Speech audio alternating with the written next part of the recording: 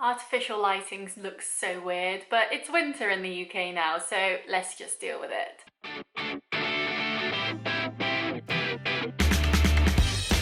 Hi guys! So today I want to talk to you about how I keep myself healthy, how I make healthy choices, and how I'm just able to keep up my weight loss. So just for a bit of context, since my heaviest, I have now lost 2.5 stone, and I have also lost 1.5 stone since March. Now, April time was when we ended up in lockdown, and this has kind of been my little passion project, if you will, getting fit, getting healthy, and I wanted to talk today about the food side of things because I've done some videos previously about my fitness side and I thought I'd balance out the two. So I want to start this video by saying that this works for me. I'm not trying to say you should do these things, but I just think it's somewhere to start, if you will.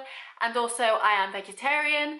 I only eat vegetarian foods when I cook at home, but if I'm eating out in a restaurant or something, I might go for the meat option if there are no vegetarian alternatives. But that does mean that I do not get any of my protein sources from meat or anything like that. And speaking of protein, I buy all my protein supplements and stuff like that from the same place. So this is not sponsored at all. It's just stuff that I use and I really like. So the main thing that has really helped me with being healthy and eating better is counting my calories. Now, of course, this isn't going to be for everyone. Some people worry that it can cause disorders and things like that, but it does actually help me. It makes me realize how much I'm actually eating and it makes me make wiser choices. So I keep an eye on my calories, but I will say on the weekends, I do give myself a treat. I don't count calories on the weekends and I allow myself to eat whatever I want, simply because I feel you need to have that balance. And if I counted calories the whole 7 days of the week, I think I would go insane. It would just be too much. So I do count calories Monday to Friday, but then on the weekend, if I want to get a takeaway because it's payday, or if I want to treat myself to a store-bought pizza or something, that's perfectly fine and I allow myself to do that. And even through doing this, I have still been consistent with my weight loss. I have still been losing weight and it just works for me. So I just want to let you know that. But yeah, so I count calories on the app, and counting calories is the main thing for me. I feel especially when you're a beginner and you're kind of doing it off your own back, looking at your macros and your nutrients and all that can get a bit confusing. But I will also talk about protein too, because as well as calories, protein is really the only thing I keep an eye on. So when you first start counting calories and looking at what you need to be in a calorie deficit, it can seem really scary, especially if you're going from someone who eats 2,500 calories a day to 2,000 or 1,800. It can seem like a big jump, but there's ways where you can be really smart with it. And one of those ways for me was incorporating more veg and more fruit into my diet. Now with veg, it's great because there's so many different types of vegetables, especially salad, that are so full of water that it's practically no calories at all. It's wonderful, like spinach, lettuce, celery, a whole host, cucumber. There's so many that you can eat, and I find if you take your normal meals, like say you're having chicken and chips for example, and just add a side salad to it, so you bring down the amount of chips you have a bit, maybe you have 1 chicken breast instead of 2 or whatever for your protein, and just add a salad, then you will see that you are still having a full meal, but you're actually taking away 1/3 of the calories that you would have had because you're now having a salad instead.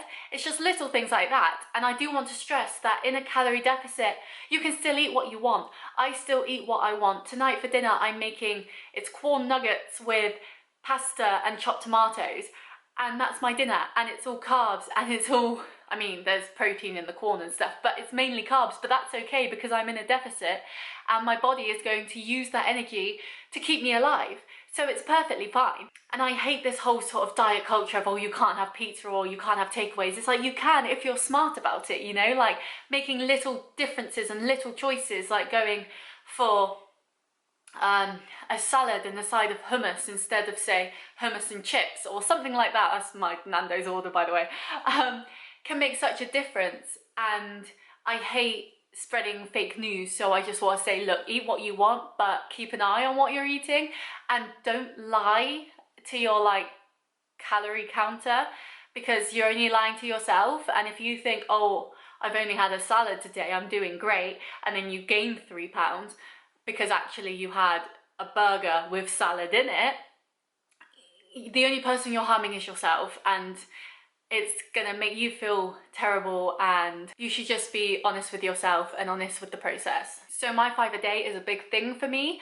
I, on an average day, have cereal in the morning, I have a smoothie at lunch, which is a banana, raspberries, blueberries, soya milk and protein powder, and then I have my dinner, and then maybe I have a snack after that as well. But that's my like average day. And so for example with pasta, I will buy low fat like pesto if I want pesto, or I'll buy hidden veg tomato sauce. It's all about making those little changes. So I'm going to move on to what is the second part of my whole calorie thing, and that's with MyFitnessPal. It will show you, while it looks at like all your macros and all your nutrients and says, oh, you're getting this amount fiber, this amount of saturated fat, etc., the only one I really concentrate on is protein.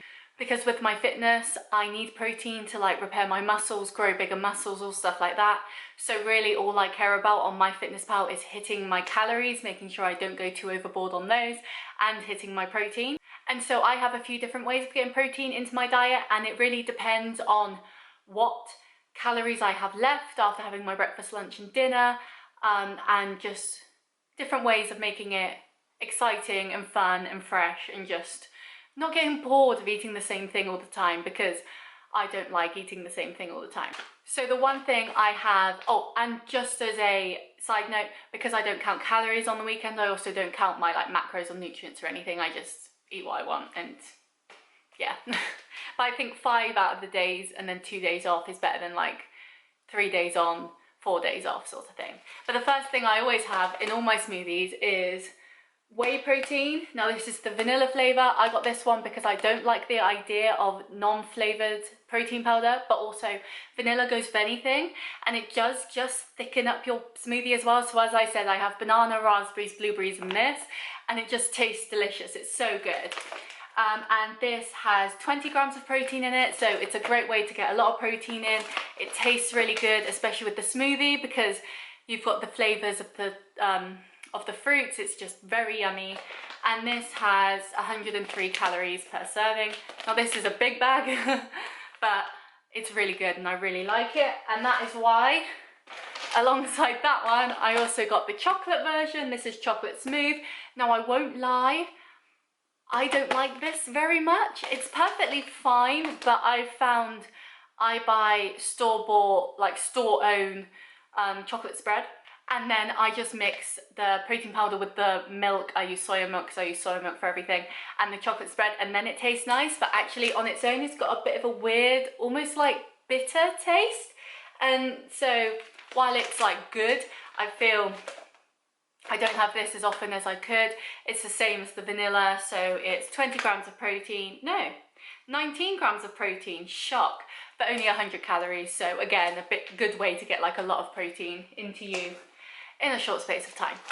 Now this is one that I bought recently. I did get samples for it, and then I tried it and was like, no, this is really nice, and it's so easy to get a bit of extra protein into your diet. So this is the clear vegan protein.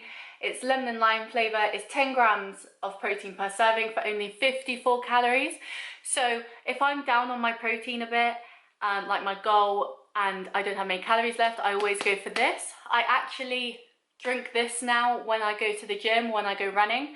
I used to drink squash, but then I got this instead. It's obviously got protein in it, which my squash doesn't, and it tastes good. Like that's the main thing for me, is I find a lot of sports drinks are either really sugary or they just taste a bit gross, whereas this actually tastes nice. I haven't tried the mango one because I'm not sure about mango flavour, but the lemon and lime is really good, so I would recommend this as well.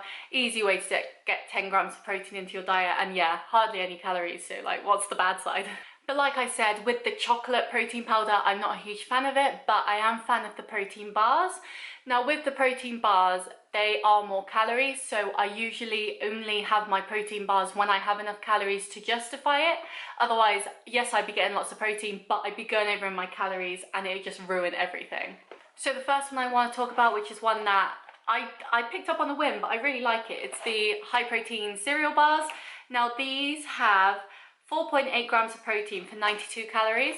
So you think this had 10 grams of protein for 56 calories. This is 4.8 for 92, so not as good. But when you're near your protein goal and you just need that little like edge over, like you don't want to waste, like you don't want to have a whole 20 grams of protein when you're only 2 grams of protein away from your goal, this is great to just bump it up. And they taste really good as well. That's a big thing I have with protein bars, is a lot of them don't taste that nice, whereas those and the ones I'm going to show you in a minute actually do. They're still quite dense, but you would expect that with being a protein bar. Like they're not, they might say they're a brownie, but they're not going to taste perfectly like a brownie because of all the protein that's in them. So I like these, but obviously it's personal preference. And then the final protein item are these protein brownies. I really like these. I again got this as a sample just to bump up my order to free delivery, and they're really tasty. They are 23 grams of protein, but they are 287 calories. So as I said, if I don't have 287 calories to give to these, I won't have them, but they are very big, like they're brownies. They're quite thick, and they have like actual like chocolate chips in them and stuff too, so they do taste like chocolate, which is a big thing for me. But yeah, 20 grams of protein is really good. But as I said, you get 20 grams of protein from this and it's like just over 100 calories. 20 grams of protein from this, 23, and it's like nearly 300. So I do think you've got to pick and choose what works for you, what works in your calorie deficit if you're trying to lose weight or whatever. Just what works for your plan, what you want to get out of your plan. You just need to work it out and decide. And like I said, with the protein water, my water bottle is a godsend for me, and this is a tracker bottle, so it tells you how much you should be like drinking throughout the day. This is actually the smaller size because this is 700 ml and they do a 900, but the 900 was too big for my bag when I was still going to the office for work, so I've got the smaller size. But it really helps me keep on track with drinking enough. It is a good size, as I said, and yeah, it's just so easy to just chuck into my bag when I'm going to the gym and giving myself enough like to drink. And because it's protein water, I'm getting my protein from it. It just all works together. It's a nice little like synergy, you know. But I think my last point, and the point I probably want to stress the most because it is the thing that helps me the most, and I don't think I realise how much it does help me apart from when I don't do it, and that's planning ahead. If you go to the shop when you're hungry and you haven't got a shopping list, you're just going to buy everything that you are feeling, you know. Like yesterday I went to the shop, I was very hungover, and I came home with nachos, mozzarella dippers, potato smiley faces, and the corn nuggets I mentioned, you know, like I'm not choosing healthy options. Whereas when I'm not hungover, I can go to the shop, have it all planned out for what I'm eating in the week, and just buy what's on my list. So I know I've got a good mix of veg in there. I can get good cereal, I can get all the proteins I need, so then at least I know what I have in the fridge. I've got a full week's worth of food, so I know I can stay on plan. And I use the BBC Good Food app to decide my food.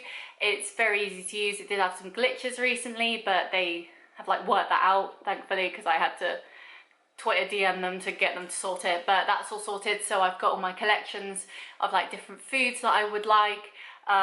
I actually order mine by season, so I know what the veg I'm choosing is like in season, if that makes sense. So it's not like genetically modified, like I'm eating mangoes in the winter, you know. Little things like that. And so that really helps. I'm able to see exactly what I'm eating every day. And that also means that going back to my fitness pal, I can input all my breakfast, lunch and dinners in at the start of the day, so then I can see how many calories I have left, if I've hit my proteins or not, so then I can add in snacks where I need them, and so I don't overeat that way too. It's so helpful. I wouldn't be without planning my food now because it makes such a difference. And of course you need to give yourself treats sometimes. Like I said, I don't do weekends, so if I want a Subway, I'll get a Subway. If I want chips, I'll get chips. It's fine. But then in the week, it's very hard, very regimented, very on it. But I'm eating healthy, good, nutritious food that I know what's been put in it. It tastes amazing and it works great. So I'd love to know any healthy eating tips you've got, what you're doing, and yeah, I'll see you next time. Bye!